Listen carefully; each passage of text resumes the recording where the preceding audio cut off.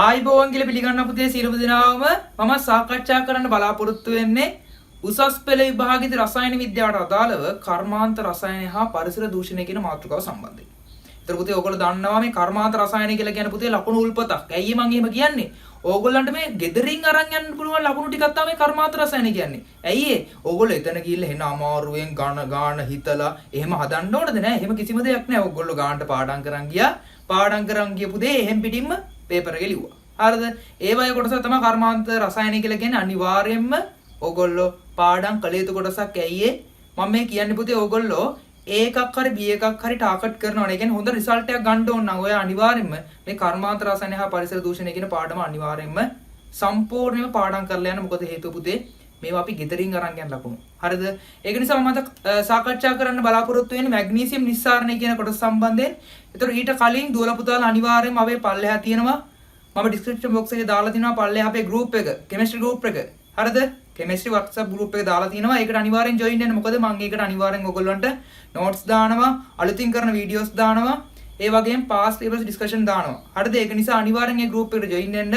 හරි. එහෙනම් අපි පටන් ගමු පාඩම. හරි පුතේ මම මාතෘකාවට යන්න කලින් ඔයගොල්ලන්ට දෙයක් කියන්නම්. අනිවාර්යයෙන්ම ඔයගොල්ලෝ ගාව පොතක් තියෙන්න ඕන. මොකද මම මේ අමුත්‍ර කරුණු කියනවා. ඒ කියන්නේ වැදගත් කරුණු කියනවා. එතකොට මේ හැම දෙයක්ම ඔයගොල්ලෝ ලියා ගන්න ඕන. ඊට අමතරව මේ වීඩියෝ එක දෙතුන් පාරක් බලන්න අමතක කරන්න එපා. මොකද හේතුව ඔයගොල්ලන්ට පුතේ කිසියම් දෙයක් ඔළුවට යන්න නම් මොකද දෙයක් ඔළුවට යන්න නම් ඒ වීඩියෝ එක දෙපාරක් තුන් පාරක් බලන්න ඕනේ. ඒක තමයි ඔළුවට යන්නේ. හරිද? අනිත් එක හොඳට මතක තියාගන්න.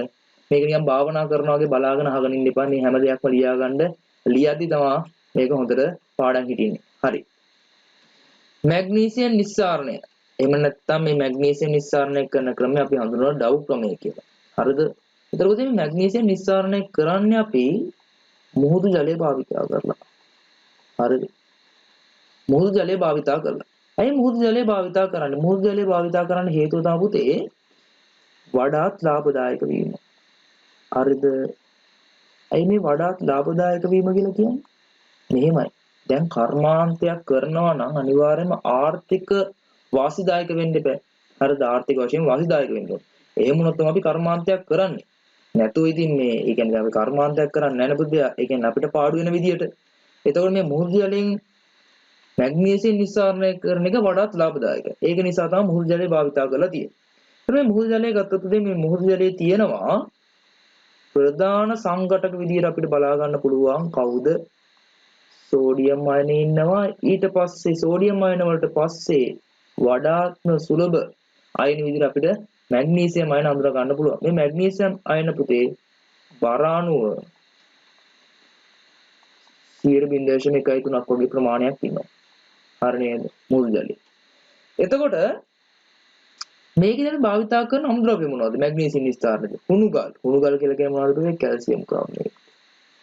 ඩොලොමයිට්. ඩොලොමයිට් කියලා කියන්නේ මොනවද? Calcium carbonate dot magnesium carbonate. ඊට පස්සේ බිටර්න් ද්‍රාවණයක් ගැන කතා කරනවා. බිටර්න් ද්‍රාවණයක් කියලා කියන්නේ ඒ කියන්නේ හුණු දැන් මේ අමුද්‍රව්‍ය විදිහට අපිට හුණුගල් හරි ඩොලොමයිට් හරි මේ දෙන්නකින් ඒ කියන්නේ කැමති එකෙනෙක් ගන්න පුළුවන්. ඒක කිසි ප්‍රශ්නයක් නෑ. මේ බිටර්න් ද්‍රාවණය කියලා කියන්නේ ඔයගොල්ලෝ දන්නවා ලුණු නිෂ්පාදනයේදී කුඩා තටාක, මධ්‍යස්ථ තටාක, විශාල තටාක ඔය වගේ තටාක වලින් මේ අවසන් පියවරේදී පුතේ ලුණු නිෂ්පාදනය කර ගන්නවානේ. මේකෙදි මේ විදියට මේ ලුණු තැම්පත් වෙද්දී ඉවත් කරන ද්‍රාවණයක්. හරිද? මේ ඉවතන ද්‍රාවණය ගත්තොත් එහෙම මේ ඉවතන ද්‍රාවණය තමයි පුතේ අපි හඳුන්වන්නේ බිටර්න් ද්‍රාවණය කියලා. හරිද? මේ ඉවතන ද්‍රාවණය තමයි අපි හඳුන්වන්නේ බිටර්න් ද්‍රාවණය කියලා. එහෙම නැත්නම් බිටර්න් ද්‍රාවණය ගන්න, එහෙම නැත්නම් මුහුදු ජලය ගන්නවා, එහෙම නැත්නම් මුහුදු ජලයේ ප්‍රතිආශ්‍රිතයෙන් පසු ලැබෙන ඉවතන බ්‍රයින් ගන්න පුළුවන්. හරි නේද? මේ කැමැති එකක් ගන්න පුළුවන්. ඒතර අමුද්‍රව්‍ය විදිහට අපි මේවා භාවිතා කරනවා. හරි පුතේ මේ මැග්නීසියම් නිස්සාරණය කිරීමේ පියවර 4ක් තියෙනවා. මේ පළවෙනි පියවර ගැන කතා කරොත් මේ පළවෙනි පියවරේ අරමුණ වෙන්නේ පුතේ කැල්සියම් ඔක්සයිඩ් නිබඳන එක. ඒ කියන්නේ පුතේ අපි අමුද්‍රව්‍ය විදිහට ගත්තා කැල්සියම් කාබනේට්. මේ කැල්සියම් කාබනේට් එහෙම නැත්නම් අපි ගත්තා ඩොලොමයිට්. මේගොල්ලෝ මොකද කරන්නේ? අපි තාප කරනවා. ඒ කියන්නේ තාප වියෝජනය කරනවා. තාප වියෝජනය කරොත් කැල්සියම් ඔක්සයිඩ් ගන්න කැල්සියම් ඔක්සයිඩ් වලට අමතරව කාබන් ඩයොක්සයිඩ් වායු පිට වෙන ඊට අමතරව අපිට ඩොලොමයිට් ගත්තා නම් මේ විදිහට ඩොලොමයිට් වලින් කැල්සියම් ඔක්සයිඩ් වලට අමතරව මැග්නීසියම් ඔක්සයිඩ් උත් හම්බ වෙනවා. හරිද? ඊට අමතරව කාබන් ඩයොක්සයිඩ් අණු දෙකක් පිට වෙලා යනවා මේ විදිහට. එතනත් කාබන් ඩයොක්සයිඩ් පිට වෙනවා. ඒ කියන්නේ කුණු ගල් එහෙම නැත්නම් කැල්සියම් කාබනේට් එහෙම නැත්නම් ඩොලොමයිට් ගත්තනම් ඔයාලට මේ කැල්සියම් ඔක්සයිඩ් කියන එක ගන්න පුළුවන්. ඒතර හොඳට මතක තියාගන්න මේ අපි ගන්න කැල්සියම් ඔක්සයිඩ් එක කැල්සියම් කාබනේට් හරි ඩොලොමයිට් හරි මිශ්‍ර වෙලා තිබ්බොත් එහෙම පොඩි ප්‍රශ්නයක් එනවා. ඇයි හේතුව? ඒතර අපිට සංශුද්ධ කැල්සියම් ඔක්සයිඩ් ගන්න බැරි වෙනවා. එහෙම වුණොත් මේ කර්මාන්තේ ලැබෙන ප්‍රතිඵල ගත්තොත් එහෙම ප්‍රතිඵලවල ඒ කියන්නේ සංශුද්ධතාවය අඩුවක් වෙනවා. ඒක නිසා හොඳට මතක තියාගන්න මේ කැල්සියම් කාබනේට් මේ කැල්සියම් ඔක්සයිඩ් එක මිශ්‍ර වෙලා තියෙන එක අපිට ආර්ථික වශයෙන් අවාසිදායකයි. හරි නේද? ඒ කියන්නේ අවාසි. ඒක නිසා මොකද කරන්නේ? අපි පුළුවන් තරම් මෙන්න මේ තියෙන පිටවන කාබන් ඩයොක්සයිඩ් ප්‍රමාණය මේ හැදෙන කාබන් ඩයොක්සයිඩ් ප්‍රමාණය පුළුවන් තරම් මේකෙන් එළියට යවා ගන්න පුළුවන් නම් ඉවත් කර ගන්න පුළුවන් නම් අපිට මොකද වෙන්නේ? කාබන් ඩයොක්සයිඩ් සාන්ද්‍රණය අඩු වෙනවා. ලේට් මුද්‍රම යන මොකද වෙන්නේ? මේ සාන්ද්‍රණය වැඩි කරගන්න ඉදිරි ප්‍රතික්‍රියා දිරිමත් වෙලා කැල්සියම් කාබනේට් ටික තව තව ඒ කියන්නේ මේ ප්‍රතික්‍රියාව තව තව ඉදිරියට යමු වෙනවා. ඒ කියන්නේ ඉදිරි ප්‍රතික්‍රියාව දිරිමත් වෙනවා. ඒ කියන්නේ කැල්සියම් කාබනේට් තාපයෝජනය වෙවි කැල්සියම් ඔක්සයිඩ් ලබා දෙනවා. හරි නේද? එතකොට මේ ප්‍රතික්‍රියා ප්‍රතිවර්ත ප්‍රතික්‍රියා දෙකක්. එතකොට මේකේ ප්‍රතිඵලත් ඉතුරු වෙනවා ප්‍රතික්‍රියකත් ඉතුරු වෙනවා. එතකොට අපි හැම වෙලෙම බලන්න ඕන මේ ප්‍රතික්‍රියක අඩුවෙන් තියෙන විදිහට ප්‍රතිඵල වැඩියෙන් තියෙන විදිහට මේ ප්‍රතික්‍රියාව කරගන්න. එහෙනම් මේ කාබන් ඩයොක්සයිඩ් ක්‍රමවත්ම අපිට ඉවත් කරගන්න පුළුවන් නම් මොකද වෙන්නේ? යාගේ සාන්ද්‍රණය අඩු වෙලා ඉදිරි ප්‍රතික්‍රියාව දිරිමත් කරගෙන අපිට වැඩි කැල්සියම් ඔක්සයිඩ් ප්‍රමාණයක් ගන්න පුළුවන් අඩු කැල්සියම් කාබනේට් ප්‍රමාණයක් සහිතව. හරි නේද? ඒ කියන්නේ අපිට මෙතන කැල්සියම් කාබනේට් වෙනුවට ඩොලොමයිට් පාවිච්චි කරන්න පුළුවන් කිසි ප්‍රශ්නයක් නැහැ. හරි පුතේ ඊළඟට දෙවෙනි පියවර ගැන කතා කරොත් එimhe දෙවෙනි පියවරේ අරමුණ වෙන්නේ මැග්නීසියම් අඩංගු ද්‍රාවණයෙන් මැග්නීසියම් හයිඩ්‍රොක්සයිඩ් නිපදවා ගැනීම. මැග්නීසියම් අඩංගු ද්‍රාවණය කියලා කියන්නේ මොකද්ද පුතේ? අපි මැග්නීසියම් අඩංගු ද්‍රාවණය විදිහට ගත්තේ බිටර්න් ද්‍රාවණය.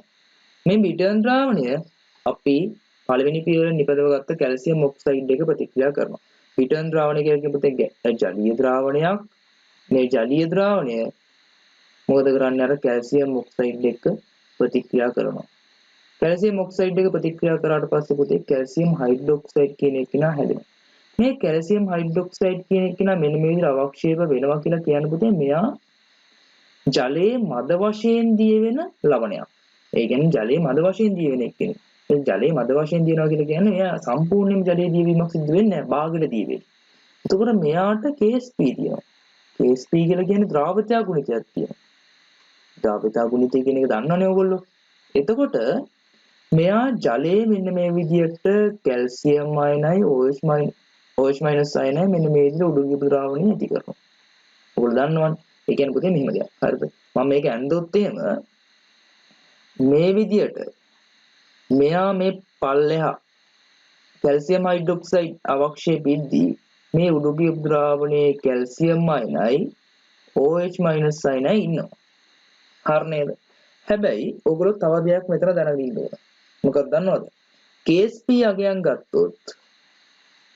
අගයන් ගත්තොත් කැල්සියම් හයිඩ්‍රොක්සයිඩ් වල KSP පුතේ වැඩි මැග්නීසියම් හයිඩ්‍රොක්සයිඩ් වලට වඩා. හරිද?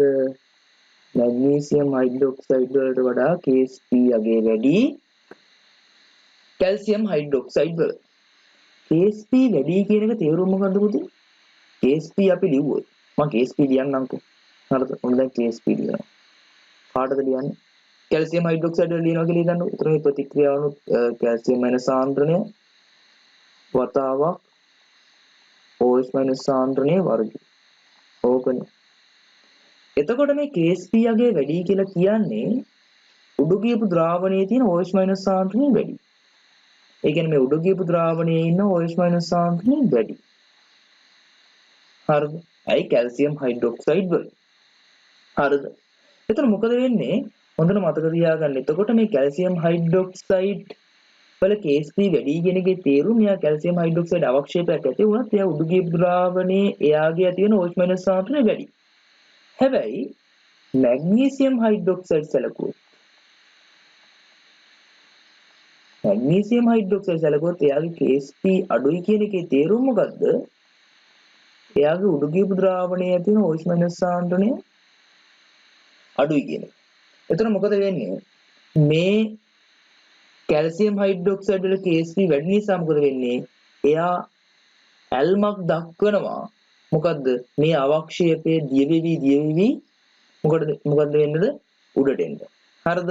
එතකොට මේ මැග්නීසියම් හයිඩ්‍රොක්සයිඩ් වල Ksp අඩු නිසා එයායි Ksp අඩුයි කියලා කියන්නේ පුතේ ජලයේ දිය වෙන ස්වභාවය අඩුයි කියන එක. හරිද? හොඳට මතක තියාගන්න මේ Ksp වලින් අපිට නිර්ණය කරන්න පුළුවන් Ksp වැඩි කියලා කියන්නේ එයාගේ ද්‍රාව්‍යතා ගුණිතය වැඩි කියලා කියන්නේ එයා ජලයේ ද්‍රාව්‍යතාවට වැඩි ඇල්මක් දක්වනවා. ඒ මැග්නීසියම් හයිඩ්‍රොක්සයිඩ් වල කැල්සියම් හයිඩ්‍රොක්සයිඩ් ජල ද්‍රාව්‍යතාවට වැඩි ඇල්මක් දක්වනවා කියලා කියන්නේ මොකද වෙන්නේ? දැන් කැල්සියම් හයිඩ්‍රොක්සයිඩ් දිය වෙවි මොකද වෙන්නේ? මේ OH- ලබා දෙනවා කාටද? මැග්නීසියම් හයිඩ්‍රොක්සයිඩ් වලට. මැග්නීසියම් හයිඩ්‍රොක්සයිඩ් වල මෙන්න මේ විදිහට OH- ලබා දීමක් සිදු වෙනවා. ඒතර මොකද වෙන්නේ? මේ කැල්සියම් හයිඩ්‍රොක්සයිඩ් දිය වෙවි මොකද වෙන්නේ? OH- ලබා දෙද්දී මේ OH- එන්න මොකද වෙන්නේ? අඩු වෙන්න ගන්නවා. අඩු වෙද්දී මොකද වෙන්නේ? ලේචර්ජ්‍ය මුද්‍රම යනුව මේ සාන්ද්‍රය අඩු වෙන එක නිසා ඉදිරි ප්‍රතික්‍රියාව දිරිමත් වෙනවා. ඉදිරි ප්‍රතික්‍රියාව දිරිමත් වෙවි මේ කැල්සියම් හයිඩ්‍රොක්සයිඩ් අවක්ෂේපේ දිය වෙවි මොකද වෙන්නේ? OH- ලබා දෙනවා. ඒ OH- මේ ද්‍රාවණයේ ඉන්න මැග්නීසියම් අයන අරගෙන මොකද වෙන්නේ? අවක්ෂේප වීමක් සිද්ධ වෙනවා මැග්නීසියම් හයිඩ්‍රොක්සයිඩ්. හරි නේද? ඕක තමයි සංසිද්ධිය. හරි නේද? Ksp වලින් පැහැදිලි කරොත් ඕක තමයි සංසිද්ධිය. හැබැයි පුතේ මේකේ වැදගත් කරුණු කීපයක් තියෙනවා. මොනවද? මේ ද්‍රාවණයේ තියෙන මැග්නීසියම් ප්‍රමාණය ගත්තොත් එහෙම මේ අවක්ෂේප කිරීමට අවශ්‍ය කැල්සියම් ඔක්සයිඩ් ප්‍රමාණයක් එකතු කරන්න ඕනේ. ඒ කියන්නේ මෙහිමයි. දැන් අපි බිටර්න් ද්‍රාවණය දානවනේ. මේ බිටර්න් ද්‍රාවණයේ කිසියම් මැග්නීසියම් අයන ප්‍රමාණයක් ඉන්නවා. මේ මැග්නීසියම් අයන ප්‍රමාණය අපි ගානට ප්‍රයෝජනයට ගත්තේ නැත්නම් මේ බිටර්න් ද්‍රාවණය ඉතුරු වෙනවා නම් තේරුමක් නැහැ. ඒ නිසා මේ ද්‍රාවණයේ මැග්නීසියම් ප්‍රමාණය අවක්ෂේප කිරීමට අවශ්‍ය කැල්සියම් ඔක්සයිඩ් ප්‍රමාණයක් අපි මේකේ එකතු කරන්න ඕනේ. කැල්සියම් ඔක්සයිඩ් වැඩිපුර එකතු කරොත් මොකද වෙන්නේ? කැල්සියම් ඔක්සයිඩ් වැඩිපුර එකතු කරොත් මෙන්න මෙතන පල්ලෑ කැල්සියම් හයිඩ්‍රොක්සයිඩ් අවක්ෂේප නිර්මාණය වෙනවා. හරිද? එතකොට එතන ප්‍රශ්නයක්. ඒක නිසා අපි ප්‍රමාණවත් විදියට කැල්සියම් ඔක්සයිඩ් ප්‍රමාණයක් එකතු කරන්න ඕන. අනිත් එක තමයි මැග්නීසියම් හයිඩ්‍රොක්සයිඩ් එක්ක කැල්සියම් හයිඩ්‍රොක්සයිඩ් තියෙන එක අවාසි. ඒක නිසා තමයි මෙතන කිව්වේ අවශ්‍ය පරිදි ප්‍රමාණවත්ව කැල්සියම් ඔක්සයිඩ් ප්‍රමාණයක් එකතු කරන්න ඕන. අපි වැඩිපුර එකතු කරත් බෑ. වැඩිපුර එකතු කරොත් කැල්සියම් හයිඩ්‍රොක්සයිඩ් මේ ඉතුරු වෙනවා. අපි අඩුවෙන් එකතු කරොත් මොකද වෙන්නේ? මැග්නීසියම් ද්‍රාවණේ ඉතුරු වෙනවා. හරිද? ඒක නිසා ප්‍රමාණවත් විදිහට අවශ්‍ය පරිදි කැල්සියම් ඔක්සයිඩ් එකතු කිරීම අනිවාර්යයෙන්ම සිදු කරන්න ඕන. හරි පුතේ. අපි අර දැන් කලින් පාවිච්චි කරේ දැන් මේ හුණු ගලන ඒ කියන්නේ කැල්සියම් කාබනේට් වෙනුවට ඩොලොමයිට් පාවිච්චි කරා නම් අපිට එනවා මිශ්‍රණය මොකද? කැල්සියම් ඔක්සයිඩ් මැග්නීසියම් ඔක්සයිඩ් මිශ්‍රණයක් එන්නේ.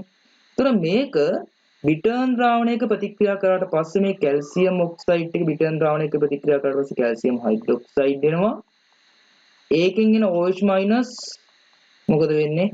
මේකෙන් එන OH- බිටර්න් ද්‍රාවණයේ ඉන්න මැග්නීසියම් අයන එක්ක එකතු වෙලා මැග්නීසියම් හයිඩ්‍රොක්සයිඩ් කියන අවක්ෂේපය ඇති කරනවා.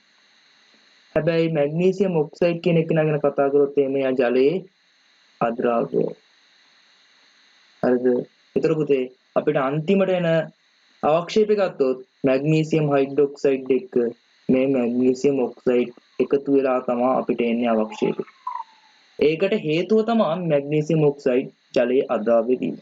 හරි නේද? ඒක කිසි ප්‍රශ්නයක් වෙන්නේ නැහැ. මොකද ඊළඟ පියවරේදී අපි සාන්ද්‍ර HCl එක ප්‍රතික්‍රියා කරන නිසා මේක කිසි ප්‍රශ්නයක් වෙන්නේ නැහැ. මේ විදිහට අවක්ෂේප දෙකක් ආවා කියලා. හරි පුතේ ඊළඟ පියවර තුන්වෙනි පියවරේ අරමුණ වෙන්නේ මැග්නීසියම් ක්ලෝරයිඩ් හදාගන්න එක. අපි මොකද කරන්නේ? අර අතනින් එන මැග්නීසියම් හයිඩ්‍රොක්සයිඩ් කියන අවක්ෂේපය අරගෙන මොකද කරන්නේ?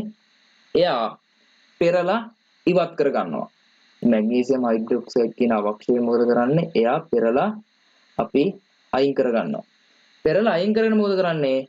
එයා අපි ප්‍රතික්‍රියා කරනවා සාන්ද්‍ර HCl එක. සාන්ද්‍ර HCl එක ප්‍රතික්‍රියා කරනවා. සාන්ද්‍ර HCl එක ප්‍රතික්‍රියා කරාට පස්සේ කවුද හැදෙන්නේ? මැග්නීසියම් ක්ලෝරයිඩ් හැදෙනවා. ඊට අමතරව කවුද හැදෙන්නේ? තව ජලයේ හැදීමක් සිද්ධ වෙනවා. මේ ප්‍රතික්‍රියාව තුලිත කරන්නේ මේ HCl වලට දෙකක් දැම්මනම් හරි. HCl වලටයි ජලයට දෙකක් දැම්මනම් හරි. හරි නේද? ඒතර මේකේ මේ පියවරේ අරමුණ වෙන්නේ මැග්නීසියම් ක්ලෝරයිඩ් හදාගන්න එක. හරි පුතේ ඊළඟට හතරවෙනි පියවරේ වෙන්නේ මේ වියලි ලවණය ලබා ගන්න. ඒ කියන්නේ පුතේ දැන් අපිට එන්නේ මෙන්න මේ වගේ ලවණයක්. magnesium chloride dot 6H2O කියන මෙන්න මේ විදිහට ලවණයක් තමයි එන්නේ. එතකොට අපි මේක තදින් රත් කරනවා.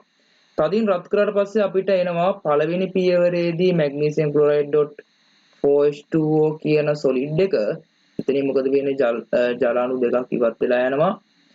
ඊට අමතරව දැන් මෙතන magnesium chloride dot 4H2O කියන solid එක අපි තව දුරටත් මොකද කරන්නේ? රත් කරනවා. ඇයි රත් කරන්නේ? මේකේ තියෙන මේ ජලය ටික වාෂ්ප කරගන්න.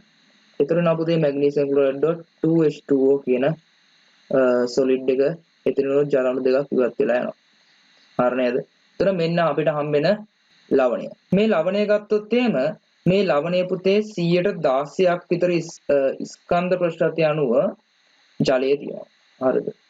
මේ ලවණය ගත්තොත් එහෙම 116ක් විතර ස්කන්ධ ප්‍රශ්‍රතය අණුව ජලයේ අඩංගු වෙනවා. දැන් මොකද කරන්නේ? මේ magnesium chloride dot 2H2O කියන ලවණය අරගෙන මොකද කරන්නේ? අපි වාණයේ කුටීරය තුලදී ඉස්සෙල්ලාම අපි මොකද කරන්නේ? විලීන කරගන්නවා. විලීන කරද්දී මොකද වෙන්නේ? මේකේ තියෙන ජලය ටික ඔක්කොම වාෂ්ප වෙලා යනවා. මේ ජලය ටික වාෂ්ප වෙලා ගිහිල්ලා magnesium chloride කියලා විලීන ලවණය අපිට ගන්න පුළුවන් වෙනවා. හරි පුතේ දැන් අපි ගත්ත විලීන magnesium chloride. දැන් විද්‍යුත් විච්ඡේදනය කරන්න තමයි හදන්නේ. හරිද? දැන් මේ විලීන magnesium chloride විද්‍යුත් විච්ඡේදනය කරන්න තමයි හදන්නේ. ඒතර මේ ඇටෝම ගත්තොත් පුතේ මේ ඇටෝමේ උෂ්ණත්වය හරිද? උෂ්ණත්වය අපි සෙල්සියස් එක 700ත් 800ත් අතර ප්‍රමාණයක පවත්වා ගන්නවා. ඒ වගේම ඔයගොල්ලෝ දන්නවා magnesium chloride වල ද්‍රවාංක ගැන කතා කරොත්. ද්‍රවාංක ගැන කතා කරොත් magnesium chloride. magnesium chloride වල පුතේ ද්‍රවාංකය 714ක් වගේ අගයක් ගන්නවා. ඒ වගේම magnesium වල ද්‍රවාංකය ගැන කතා කරොත්. ඒ කියන්නේ magnesium ඝන magnesium වල ද්‍රවාංකය ගැන කතා කරොත් පුතේ සෙල්සියස් එක 650ක් වගේ අගයක් ගන්නවා. එතකොට හොඳට මතක තියාගන්න මේ උෂ්ණත්වයන්ට වැඩි අගයක අපි තියා ගන්න ඕන. මොකද හේතුව අපි ද්‍රව විදියට මෙතන භාවිතා කරනවා. ඒ කියන්නේ මැග්නීසියම් උත් අපි පුතේ මෙතන ප්‍රතිඵල විදියට ගන්න ද්‍රවයක් විදියට magnesium chloride උත් මෙතන අපි විලීන magnesium chloride භාවිතා කරන්නේ. එතකොට හොඳට මතක තියාගන්න magnesium chloride තියාගෙන ඉද්දී අපි සෙල්සියස් එක 714 වඩා තියාගන්න උත්සාහ කරන්න ඕනේ. ඒ වගේම අපි magnesium මෙතන ඒ කියන්නේ විද්‍යුත් විච්ඡේදනය කරන magnesium ගනිද්දී ඒ ද්‍රව magnesium වල උෂ්ණත්වය සෙල්සියස් එක 650කට වඩා වැඩි අගයක තියාගන්න අපි උත්සාහ කරන්න ඕනේ. එතකොට එහෙම වුණොත් තමයි පුතේ අපිට ද්‍රව magnesium එළියට ගන්න පුළුවන් වෙන්නේ. හරි නේද? ද්‍රව magnesium එළියට ගන්න පුළුවන් වෙන්නේ මොකද ද්‍රව magnesium අපිට තියාගන්න පුළුවන් කියලා කියන්නේ එළියට ගන්න ගොඩක් ලේසි. හරි නේද? එළියට ගන්න ලේසි නිසා තමයි මෙතන මේ ද්‍රව magnesium අපි තියාගන්නේ. ඒක නිසා මේ ඇටෝමේ උෂ්ණත්වය සෙල්සියස් එක 650ට වඩා අපි තියාගන්න වග බලා ගන්න ඕනේ. හරි. ඒ වගේම මේගොල්ලන්ගේ ඝනත්වය ගැන කතා කරමු. හරිද? ඝනත්වය ගැන කතා කරමු. කාගේද? magnesium වල ඝනත්වයයි විලීන magnesium chloride වල ඝනත්වය ගැන කතා කරොත් පුතේ මේ magnesium වල ඝනත්වය 1.584ක් වගේ අගයක් ගන්නවා. ඝන සෙන්ටිමීටරයට ග්‍රෑම්. මෙයාගේ අගය 1.68ක් වගේ අගයක් ගන්නවා. ඒතර ඔයගොල්ලන්ට මොකද්ද මෙතනින් කියන්න තියෙන්නේ? මෙතනින් කියන්න පුළුවන් පුතේ මේ magnesium chloride වල ද්‍රවාංකේ මේ මොකද්ද ඝනත්වය වැඩිනේ. මෙයාගේ ඝනත්වය වැඩි. මෙයා ඝනත්වය වැඩි කියලා කියන්නේ මෙන්න මේ විදිහට විලීන magnesium chloride උඩ මේ බලන්න ද්‍රව magnesium ගෝලිකා මෙන්න මේ විදිහට පාව වෙනවා දක්නට ලැබෙනවා. හරි නේද? ඒ කියන්නේ මේ විලීන magnesium chloride උඩ තමයි පුතේ මේ විදිහට ස්තරයක් විතර තියෙන්නේ ද්‍රව magnesium කියන එක නා. ඒකට හේතුව එයාගේ ඝනත්වය අඩු. හරි පුතේ අපි ඊළඟට කතා කරොත් විද්‍යුත් විච්ඡේදනය ගැන. මේකේ ඇනෝඩය විදියට ක්‍රියා කරන්න පුතේ මේකේ නම් දාලා තියෙන මේ රූපේ නම් දාලා තියෙන ග්‍රැෆයිට්. ග්‍රැෆයිට් කියලා කියන්නේ කවුද? මිනිරන්. හරි. මිනිරන් ඇනෝඩයක් ක්‍රියා කරන්නේ. කැතෝඩය ගැන කතා කරොත් කැතෝඩය පුතේ වාණයේ කැතෝඩයක් තියෙනවා. හරි නේද? ඒතර මේ මිනිරන් ඇනෝඩය ගත්තොත් පුතේ මේකේ ඇත්තටම ඉන්නේ දැන් magnesium chloride විතරයි. හරි. එතකොට ධන අයන වලට ඉන්නේ magnesium අයන ඍණ අයන වලට ඉන්නේ කවුද? chloride අයන. ඒ නිසා ඇනෝඩේ යනවා පුතේ මේ chloride අයන ටික. මේ chloride අයන ටික ගිහිල්ලා මොකද වෙන්නේ? Cl2 වායුව පිට කරනවා. Cl2 වායුව පිට කරනවා. මේ බලන්න.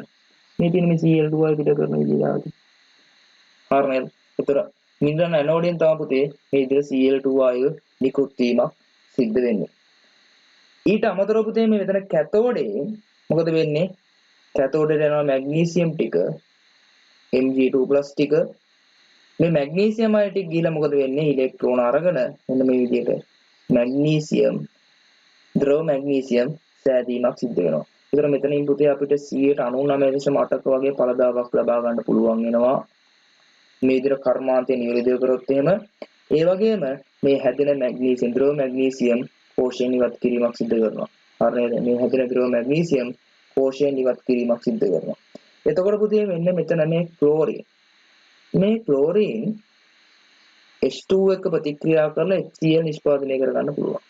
මේ HCl මැග්නීසියම් හයිඩ්‍රොක්සයිඩ් එක ප්‍රතික්‍රියා කරලා ඒ කියන්නේ අර පියවරක් තිබේ පුතේ තුන්වෙනි පියවර HCl මැග්නීසියම් හයිඩ්‍රොක්සයිඩ් එක ප්‍රතික්‍රියා කරලා මැග්නීසියම් ක්ලෝරයිඩ් හදන පියවරට අන්නේ පියවරට එතන HCl භාවිත කරන්න පුළුවන් වෙනවා. මේ ක්ලෝරින් ටික HCl නිෂ්පාදනයට යොදාගත්තා නම් මේ ක්ලෝරින් ටික HCl නිෂ්පාදනයට යොදාගත්තා නම් අපිට මේ ක්ලෝරින් ටික භාවිතය ගන්න පුළුවන්. ඒ කියන්නේ නැවත ඒ කියන්නේ තුන්වෙනි පියවරේදී භාවිත කරන්න පුළුවන් HCl විදියට. හරි නේද? ඒතර යමුනොත් එහෙම HCl සඳහා යන පිරියය අඩුවීමක් සිද්ධ වෙනවා. හරි. එතකොට මේකේ පුතේ මැග්නීසියම් වල මොනවද තියෙන වාසි? එහෙම නැත්නම් ඒ කියන්නේ මැග්නීසියම් වල තියෙන භාවිත මොනවද? මේ මැග්නීසියම් පුතේ මිශ්‍ර ලෝහයක් විදිහට භාවිත කරනවා. ඒ වගේම ගුවන් යාන වාහන සඳහා අවශ්‍ය මිශ්‍ර ලෝහ නිෂ්පාදනයේට මේ මැග්නීසියම් කියන එක්කිනා භාවිත වෙනවා. හරි පුතේ, ඒතර මම සාකච්ඡා කරේ මැග්නීසියම් නිස්සාරණයට අදාළ ද්‍රව ක්‍රමයේ සම්බන්ධයෙන්. මොනවාරි ප්‍රශ්න තියෙනවා නම් පල්ලෙය කමෙන්ට් බොක්ස් එකේ ඇතුළත් කරන්න. මේ වගේම නැවත කර්මාන්තකින් හමුවෙන බලවෘත්තිය මම සමුගන්නවා.